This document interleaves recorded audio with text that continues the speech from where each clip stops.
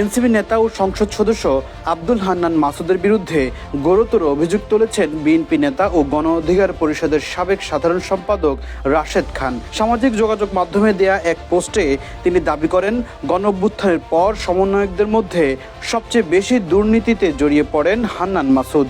আওয়ামী লীগের বিভিন্ন নেতার সঙ্গে তার একাধিক বৈঠক হয়েছিল বলেও অভিযোগ করেন তিনি।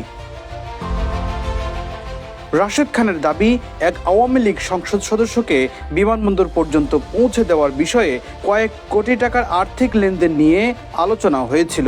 এ ঘটনায় আব্দুল হান্নান জিসান নামে হান্নান মাসুদের এক সময়কার ঘনিষ্ঠ সহযোগীর বরাতও তুলে ধরেন তিনি। পোস্টে আরও বলা হয়, জাহাঙ্গীরনগর বিশ্ববিদ্যালয়ের শিক্ষার্থী আব্দুল গাফফার জিসান গণঅভ্যুত্থানের সময় এবং পরবর্তী সময়ে হান্নান মাসুদের সঙ্গে ঘনিষ্ঠভাবে কাজ করেছেন।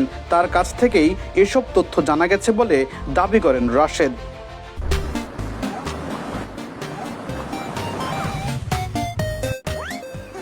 এছাড়া নোয়াখালীর সাবেক আওয়ামী লীগ সংসদ সদস্য মোহাম্মদ আলীকে রাজনৈতিক প্রতিদ্বন্দ্বী মনে করে তার বিরুদ্ধে ব্যবস্থা নিতে হান্নান মাসুদ ভূমিকা রেখেছিলেন বলেও অভিযোগ করেন তিনি। তবে রাশেদ খানের উত্থাপিত অভিযোগের বিষয়ে আব্দুল হান্নান মাসুদের কোনো প্রতিক্রিয়া তাৎক্ষণিকভাবে পাওয়া যায়নি।